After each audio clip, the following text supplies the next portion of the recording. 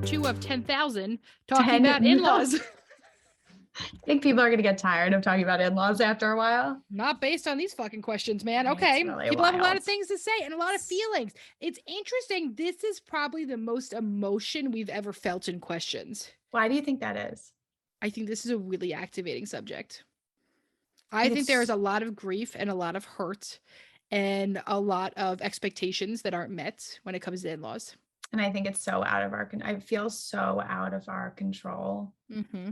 You know, it's just so painful. Yeah. So let's hop into it. Okay. Let's start with this one. I think this is an interesting. My partner still regularly worries about upsetting his parents with life choices, big and small. At 30 years old, how can I help him set boundaries and let go of their expectations without overstepping? So when we talk about overstepping, when we give advice without it being consensual, it's overstepping. So saying to your partner, I've noticed that you're really worried about how your parents feel when it comes to choosing a restaurant for dinner. Are you okay with this? Do you want help with this? Do you want to set boundaries together? What does this mean for you? I think it's a conversation. It is so beautiful to want to help your partner. And our partners don't always want to be helped. Yeah, I think I was just going to say, I think that deserves a long pause. Because I think that is really a really challenging thing to accept. My question would also be, how is this affecting the two of you? Right? Like, is it affecting the two of you? Like is there a breakdown if he's trying to choose a dinner or like a restaurant to go out to dinner with his parents and it's a complete breakdown? Right. Is it right? Or, you know, or is your partner doing something that does not is not congruent with what they want, and that's greatly affecting how, you know, they're feeling within your relationship? Like, yeah, that might be something to tackle. Mm-hmm. Is it just something you're noticing because you have a level of an emotional intelligence and maybe you listen to this podcast and you understand what healthy boundaries are in a family and that's why it's affecting you? You know, that might be. So that's what I would encourage, is to say, how is this really affecting our relationship? If it's affecting our relationship, how can we have a conversation about it where I am asking, you know, are you open to me giving some advice? You know, you're offering and saying, is this something that you would be open to talking through? Because once again, I think what matters is how it's affecting your partner and how it's affecting your partner within the context of the relationship. Mm-hmm. Mm-hmm. Okay, so but this one we could tag off of that, which is somebody said, how do I set healthy boundaries? Yeah. And maybe this also we could talk about in terms of that last question, right? Like, is it that he has such a lack of boundaries with his parents that you feel like you then have to set boundaries with him? Right? If your partner always has a meltdown when it comes to anything with his parents, there might hit a point where you're like, listen, like this is really causing harm to me now. I want to be there for you. I want to take care of you. I want to meet you with the compassion, curiosity, and there isn't change and we're not having movement and it's really hurting me. I think something, you know, if we just talk about setting healthy boundaries in general, that sometimes I would, you know, say, especially with in-laws, because of our lack of space to be able to communicate some of these things, that there's so much more time to be able to build this resentment internally that ends up turning into maybe either an outburst or shutting down, more of like a reaction rather than a response to what's going on. And so that's what we talk a lot about in terms of making sure that when you're communicating this, it's coming out as a response as opposed to a reaction, because the reaction comes from more like of an angry place or a hurt place. And so to be able to acknowledge, how is this affecting me emotionally, and how do I want to choose to deal with this? So setting healthy boundaries in a way that's not coming from a reactive place. It's more of a choice that you're making. And it can be a conversation that you have with your partner of like, how do we want to go about this, right? You're choosing together how you want to go about setting these boundaries. What does that look like in the context of your communication with your in-laws? Oh, which brings up a really good question we have next. How do you discuss in-law issues with your significant other? not when you're reactive. Yes. When you don't do it is when you're fucking pissed off. Yes. So I'll tell you a little bit about my situation. Is that getting amped up? So my husband has a very difficult relationship with his father. And his father needs a lot of assistance. He takes care of his father. But I would say he doesn't treat him very well. That is really hard for me to watch. And I But have yeah, had, his father doesn't treat him well. Bill correct. treats his father Yeah, very yeah. well. Bill treats his father great, but Yes. his dad does not and has not in the past. They've never had a good relationship. And so it has been so challenging for me to check myself with how much I am reacting to his father and what his father, because once again, as I said in the last episode, I am very protective. So to watch that play out is so painful for me because I'm watching my husband go through that. But I have had to learn that it is not helpful for me to have a reaction to my partner about his father because it just compounds on what he's already feeling. Mm-hmm. So I have really had to find healthy outlets for my anger for that relationship. Which is usually texting me. Which is texting Emmalee or talking to my therapist. Or talking to my sister-in-law. Yeah, because because it's not fair for Bill to take on one more thing. Exactly, because it is not fair for him to take on my emotional pain towards it. He's already dealing with so much. Mm-hmm. So with that, I think that it's important to look at the context and say, what kind of relationship does your partner have with their parents? And what makes the most sense in terms of how much emotion you're bringing into their relationship with their parent? Because I think in the end, they have to make a decision about what their relationship looks like with their parent. You can just communicate what that's like in your relationship. So I can say to Bill, hey, I realize that when you're taking on this much, you're bringing it back into our relationship. And that is something I want to set boundaries around, right? Because that's what matters in our relationship. But my personal feelings about his relationship with his father is unfair, I think, for me to put on him. Yeah. Yeah. I want to do this next question. Mm-hmm. What can I do to protect my energy around them? Literally drained for 2 days after visits. Here's what I would say. What are you holding in for 2 days that's coming out at the end? How much emotional management are you doing? How much emotional regulation are you having to do during that time? There's just like an explosion afterwards, right? So when you talk about protecting your energy, I would also say, what would it be like to not stay so controlled during that time? What are you trying to control? And is it really helpful? Is it actually doing anything? Or is it just hurting you? Yeah. I would also suggest that if you are, right? So like, is this person, sorry, I'm losing the question. Are they It's okay. going? You probably assumed I wrote it in anyway. I did. I really did. That's why my face just lit up. If you're watching this on YouTube, you will see the face Jen just gave me, which was, did you write this fucking question in? Because I will say this is one of the things that happened to me for a very, very long time with my in-laws. And one of the things that my therapist really worked on with me was, what are you holding in? Like, how much emotional management? You are so fucking controlled. You were so all about emotional regulation during that time. What are you so worried is going to happen that you are like literally like, I would get physically ill after the trips because I was trying so hard to be something that I wasn't during the trip.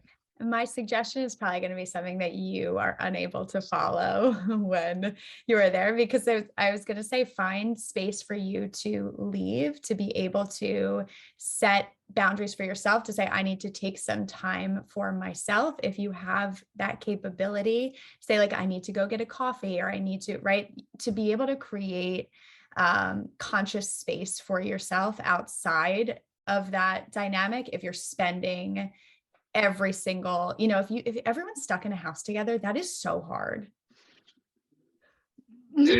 No, not at all. And so the reason why it maybe doesn't work for you is because there is nothing over there.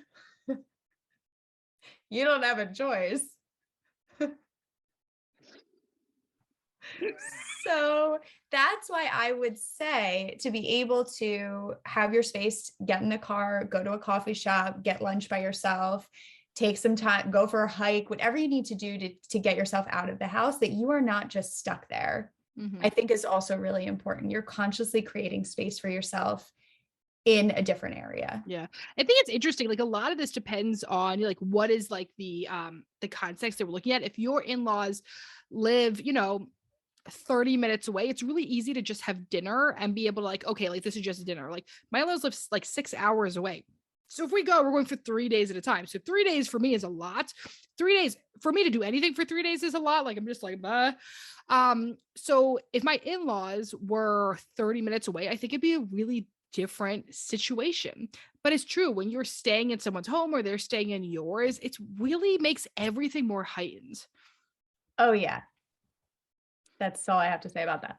Okay. I like this one. I can't stand my boyfriend's mom. She has no boundaries, gets offended when they're set. SOS. People that have no boundaries are not going to be able to understand yours. I can only respect boundaries if I'm also implementing my own, and like, right, like that, like it has to go together. So if somebody doesn't have boundaries, yeah, they're not going to take yours. Additionally, boundaries are not just for the other person, they're for us. We don't like this idea of boundaries. I think this is one of the things that I hate about Instagram therapy. Is like there's this idea that if I set boundaries, it's going to be so great. You can set boundaries and people don't give a fuck. We act like these are like, oh, I said no this one time and then it fixed everything. You have to consistently set those boundaries.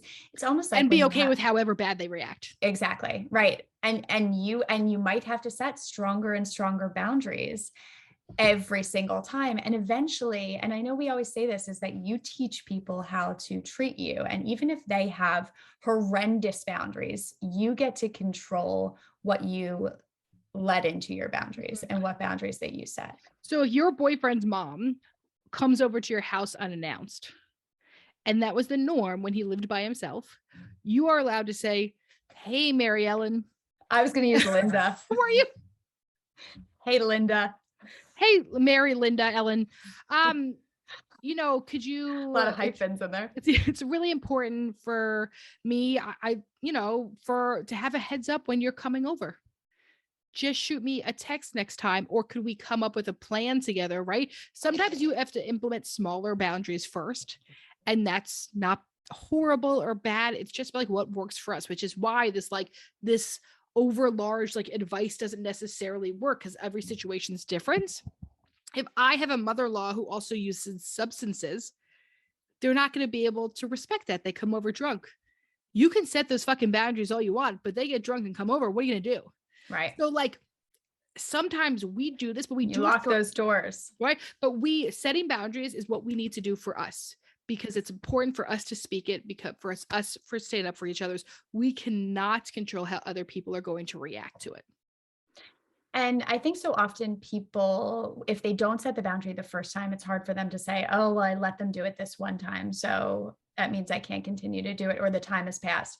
You get to, even after the time has passed, if you did not set if they just showed up, right, you let them in your house, you get to text them after or call them after and say, hey, Linda, listen, I would love to see you, but it's really important for me to schedule it, right? My time for myself is really essential. And so to be able to schedule our time together would mean so much more to me, so that I can be in a space where I'm not flustered when I see you, right? So there's so many ways to word it, but you absolutely have the opportunity, even after it happens, to be able to say like, hey, I would so much rather do it in this way in the future. You know what I just realized? What? We didn't get a single question about father-in-laws, only mother-in-laws. Wow. What do you think that means? It's not good. Well, some people said in-laws, right? Yeah. And so they might just be grouping. Maybe. It's sort of interesting though, right? That is so, oh my God, do you see that bug? That thing was huge. What was that? Was just so close to the camera. So he wants Holy to shit, join that the thing was podcast. massive. No, it's literally a gnat. It just flew all the way out to the So I do think that that's interesting that we didn't get a specific question one time about a father-in-law.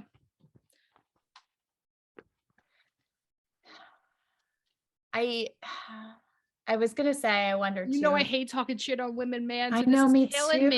too. I know it's paining my soul. What do you think that's Well, about? I wonder, I don't know, I wonder too. I know that I would say a majority of listeners are women, right? Would you say that? Yeah, And I wonder if there's a bigger like pain points between, you know, the a women. daughter-in-law and a That's mother-in-law. a Yeah, shame. it is. And if we're looking at a disengaged father, meshed mother situation, if that's some of the stuff we have happening here. Well, we also talk a lot about like the generation that our mothers grew Yeah. up in. Right? Is there a possibility that these in-laws were from a generation that they were more engaged in their children because that's the dynamic? And And so women were more encouraged to pour themselves into their relationship with their children, yeah, and in that end up losing parts of themselves exactly. So then when you come in as the partner to that child, are you seen as a threat in some way? to Because their own identity. exactly. So they can't even figure out a reason of why they might have this issue with you because it's on such an integral like identity level. Right, like it's so intertwined with who they are, and it's almost like you're taking away a part of them, Mm-hmm. and it's a part of them that they are not choosing, right? Like they didn't choose you. I think that's huge. I think that makes a lot of sense. And I think that's why it's going to be right. And when we talked in the last episode about like how you would feel if Millie found a partner and Yeah. was taken away and But my talked about, entire identity is not motherhood. right, it is in this business. If you take my business away. Then that is another But thing. I also see very much Millie as an individual person. And I know because she says shit to me. And I'm like, that's not me. I don't know who. Like, she is so clearly her own person. And so there's a part where, like, yes, like I love her, and I think I would definitely be impacted by whoever partner she chooses. And it doesn't feel like a threat to my identity. But if you make your whole identity about your kids, which the reality is a lot of our moms did, and there wasn't really choice around that. If we're Right. looking at the generational part, which is why we say you always have to look at the context. If somebody is in a very unhappy, disengaged marriage, and the most happiness they got was that of their children, and then you come in, marry their child, and say, let's move 50,000 fucking miles away, you don't think that you just fucked up their identity a little bit? And what, like, to really be able to process that your child is separate from you. Like, I think there are these huge pain points throughout their lives where you were having to process like them individuating from you, right? Like when they're a teenager and they're like being a dick to you, right? Because that's they're like trying to push you away. When they go to college or they leave home, and like what a huge one with them finding a partner. And like I just think that's such a huge transition point of saying like I am individuating from you, I am making my own choices regardless of if you like this person or not.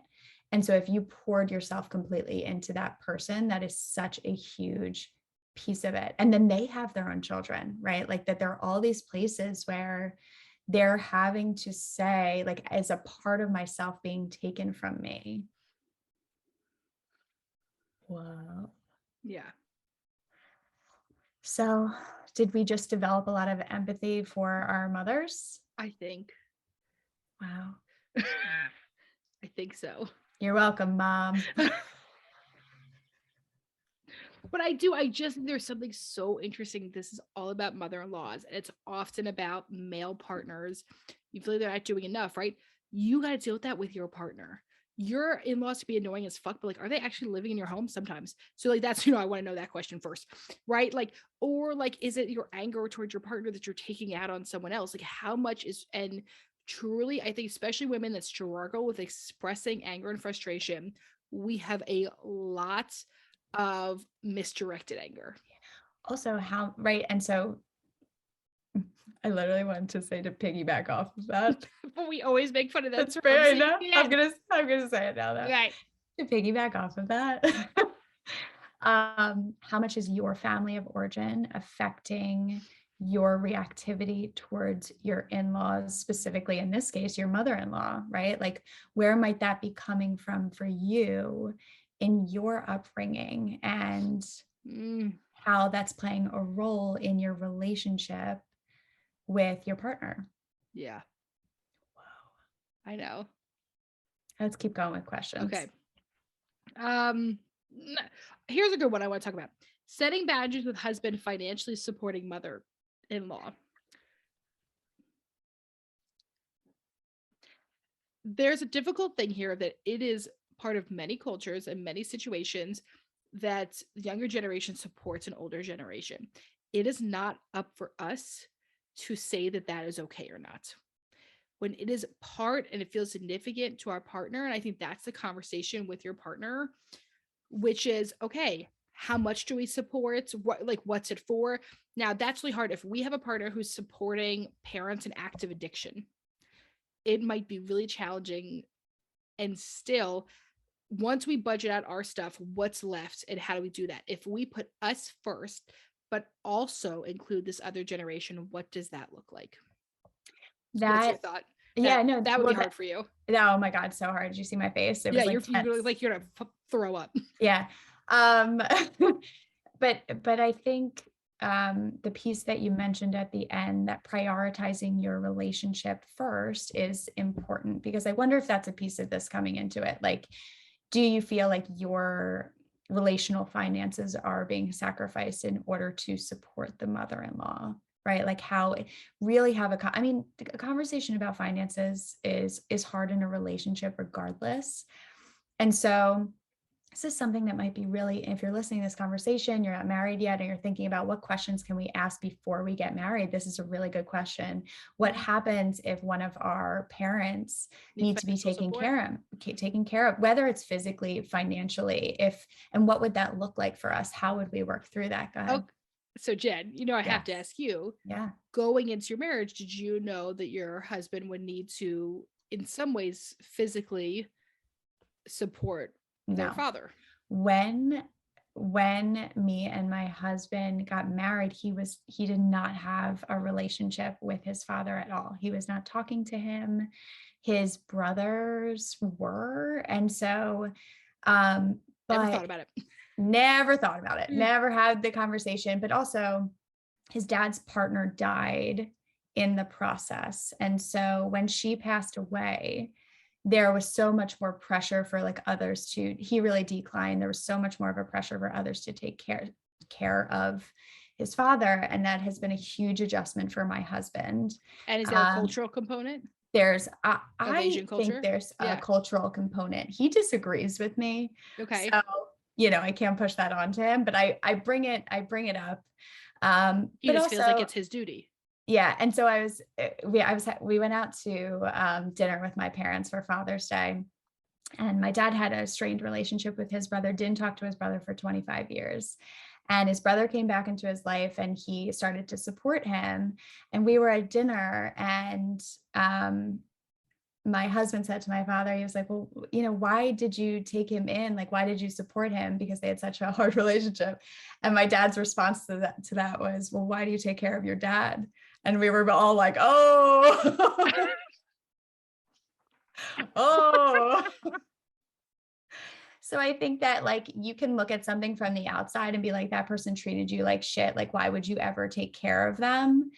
And it's completely different when you're in it. And he has said that to me before, because I've said that I can't imagine doing what you're doing. And there's times in which I would get so frustrated because I don't know how I would react. But so he kind of said that to me. He's like, your parents are functioning. You don't know how you would react in this situation. And he's right. I have no ability to say what he should or shouldn't do, or what I would do in that situation. I think it's just, and so I think really being able to respect your partner's perspective and point of view is really first of all, let me just validate this person. It is really hard, but also really important in a partnership to be able to support them, because I can imagine for your husband, it must be challenging to have to support their mother. Like that has to be hard. And I think there can be boundaries set around it. If your partner was at his dad's house every single day and you had no time together,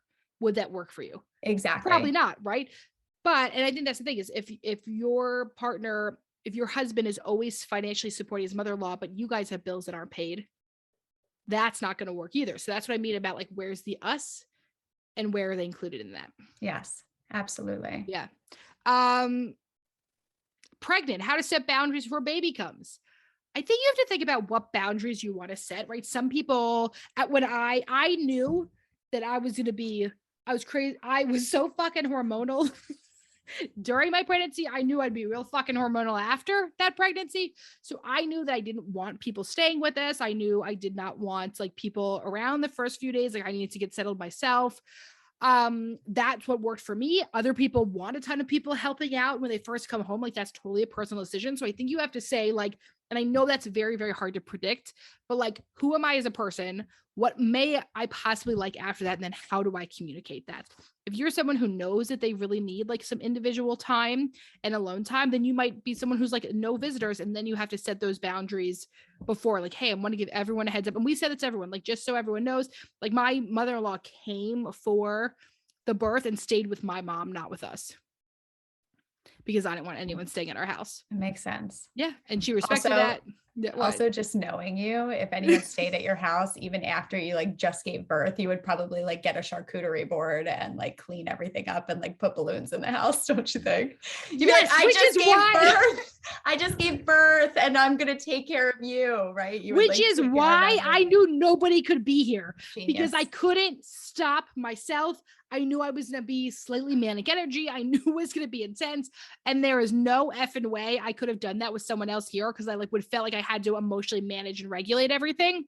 And so I think you have to know, like, what are some things that are important for me? And then what boundaries do I need to set from there? Right. Like one of the things I had set up with my mom is like, here are the days that you're going to come over. Versus here that you right, you know what I mean? Like, so like what are some ways to like sort of schedule it so people feel included and welcomed while also you come first? Is there any boundaries that you had to set that you didn't anticipate having to set? So we had an interesting situation, which was that I delivered before COVID, but it was the middle of flu season and our hospital had there's no visitors besides grandparents. So one of the boundaries that ended up having to be set was that none of our brothers and sisters couldn't come. None of the aunts and uncles could come. And that was like a hospital policy because of the flu season was so bad in 2019. And I felt weird setting it because I like felt kind of bad. And then also worked out great because there was less people there. Right. Right. Well, it's almost like you didn't have to set the boundary yourself. Yes, it worked out great for me. You could just lie and tell them it's a bad flu season. Right, absolutely. In the winter. Just right. Even if it's the summer, right? You could use COVID, I think, for the rest of time. Yeah. I can't particularly think of one right now, but I'm sure my mother is listening to this and be like, oh, Emmalee said this fucking boundary that like she didn't realize. So I think there was times where I had to say like, I need you to leave now. Like, you know, like that was like, I wasn't prepared for how like drained I was going to be. I wasn't prepared for how painful it was going to be afterwards, like with a vaginal birth. And I've heard C-sections are so much fucking worse. I don't know. It depends really what your birth situation is, but I wasn't prepared for how bad it was going to hurt and how uncomfortable I'd be afterwards. Well, I also wonder too, and this is just by us talking for so long, and Millie is now 3, right? She's over 3. 3.5, yeah. 3.5. How many months is that? When did people stop talking in months? I don't know. A long time ago. I stopped doing that. I think when she hit 1, I stopped doing it. Like how many months are we? I can't even think about how many she is. 12 times 3.5. I have no fucking idea. No, bad with math. Therapists are not good at math. Anyway, but I can imagine just by talking to you that those boundaries also change over time as they get older and you have to decide what are some different as they start talking. I've had to set boundaries with my family, please do not you cannot ever talk about weight loss or calories in front of my daughter. If I can do one thing and is try to prevent my daughter from having an eating disorder, then my mother, my grandmother has been in every generation of my family. And if I have one fucking goal, it is to try to dispel that as much as possible. So I've had to set boundaries with people in our lives of like, can't talk about this in front of Right. kids, in my Right. kid. And that might, before Millie really knew what was going on, that might have Yep. been I less of started a early. boundary. Right. Oh, as soon as she was born. Yeah, Right basically. out the Like, womb. basically. Yeah. Amazing. I don't care if she can understand it or not. Perfect. Just a general rule we're going to have in our family. And it's one that we've implemented that Aaron and I do not talk about anything like that. Amazing. So this is our house rules. And we have specific house rules. And when you're in my home, you have to respect those rules. Did you laminate them? You know that I want to, because you know I love my laminator. Such a laminator Actually, supporter. surprising that I didn't. I should.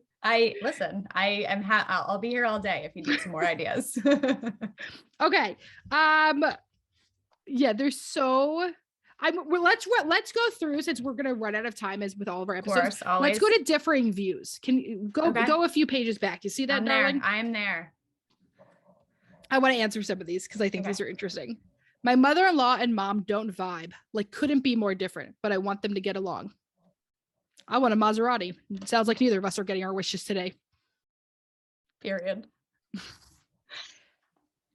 I think this is where assessing your expectations really comes in, of like, what were your expectations for your mother and mother-in-law and getting along, because that so often does not happen, right? Of course you want a big happy family. Yeah, of wouldn't that course. be How so cool would wonderful? that be? Yeah. If they like called each other and like got to great. shopping. Yeah.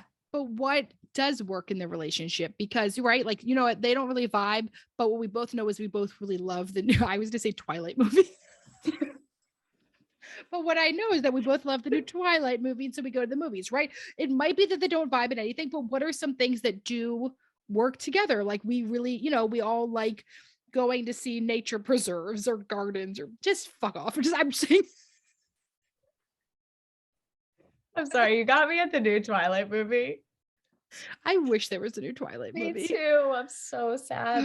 Remember when I wanted to name my daughter Renesmee? Okay. There's still time. She can change her name. So I think it's like they're not going to get along the way you wanted. And have you made space to grieve that? You are allowed to be sad about that. You're allowed to be disappointed. You're allowed to have expectations that weren't met. And it sucks. And I think it's important that you make space for you to feel that and to actually like sort of like feel it and then like go through it to heal it. And there are ways that could work. They might not be exactly the same, but there might be some things that work for both of them. And you might have to get a little bit more creative, but I'm sorry it didn't work the way you wanted. A lot of times it doesn't. I think too, to be able to ask yourself, if them not being close, what am I grieving? Like, what does that mean for me? Like, what did that expectation or that picture of them being close, like, what did I feel I was going to get out of that I am not going to get? And am I able to get that at other parts in my life, right? Mm-hmm. Like, am I able to build a relationship with my mother-in-law and a different relationship with my mom? And can we go out separately for lunch? Like, what does that look like? And how can I maybe get that in other ways? Yeah. How to deal with in-laws who are so fundamentally and politically different. You have to find what's going to work. And what I mean by that is I do not think that there is one perfect way to go about this. And it might be that you have to set rules. It might be that, like, you know what, like, I'm going to say my part, you're going to say your part. And like, we have to, like, pledge to not fight about this or pledge to not go into this. There's going to be people in your life that you fundamentally disagree with, especially when we're talking about different generations. My in-laws' experience of life is very different than mine. And it's right for them, what they've seen, what they're exposed to. I get it. And it still is hard. And I'm still never going to shut up because that's who I am. But it also doesn't burn me out. I'm going to talk about, right? Like, Jen, we had a conversation about, I'm very into local politics now. I decided that's where I'm going to make a difference. Try to make a difference. Of course, I always wanted the presidential election, but I didn't get very involved in local politics until later on. And so that works. And so a conversation, Jen, you and Nikki had a few weeks ago was like, I was like, here's like what has to happen in our local politics. Here's how we do it. Start with your family. Don't convince people on the internet. Convince people at the dinner table. And so I believe in hard conversations with family members. And still, certain people do not have the capacity for growth and will never, ever, ever see it differently. And people that are committed to misunderstanding you or not hearing you, it's not going to go anywhere. Right. And so I think you also talk about what's my capacity?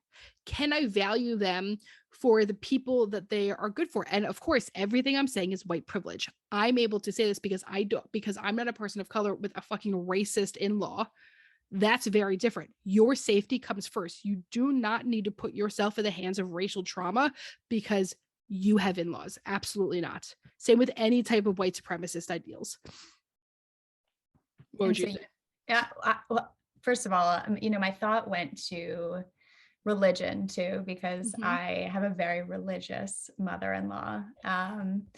And I think it's one thing to have differing views. It's another thing to when someone might push their religion onto you. And so there are so many times where we have to say, listen, we're not going to agree on this. I brought up the pattern. You know how we talked about the pattern? Wait, the astrology app? The astrology app. Uh-oh. And so I was trying to find out Bill's you were trying to do his chart. You wanted to know what time he was born. I wanted to know what time he was born. And my mother-in-law is very religious and she thinks the devil's work. 100%. Those damn stars. That astrology does not believe in that. And so I was asking, I was like, what is his birth time? She was like, she said so many children. She has no idea. But she was like, yeah, I don't believe in that. So she, there was no pushing it onto me, but there was a respect of or differences in beliefs in terms of religion. And I think that can be challenging, right? But I love what you're saying about you to be able to speak up in what's in your capacity, and that safety is the most important thing for you. Yep. We have to do with Dear Em and Jen before we finish. Oh my God, we've had so many questions. I know. I'm sorry. We've got through nothing. Do you want me to read it? Yeah. Okay. You love when I read it. You light up when I ask. do. I love it. What do you do when your partner has a toxic relationship with his parents? They are always fighting. His parents always guilt trip him, and they take advantage of my partner financially. I feel caught. I don't want to get involved because it really stresses me out, but I want to stand up for and be there for my partner. So I think that's perfect, right? Like what is the most important thing, which is I want to be there for my partner. So that means the conversation of going towards your partner and saying, I'm worried about how this situation's affecting and hurting you.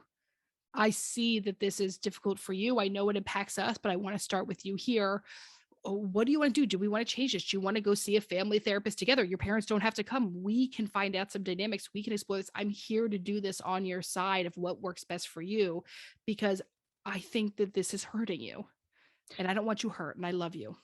I think there's a piece of this too that might require for you to be able to process your own emotions around this. Because I know you said, I don't want to get involved because it really stresses me out, right?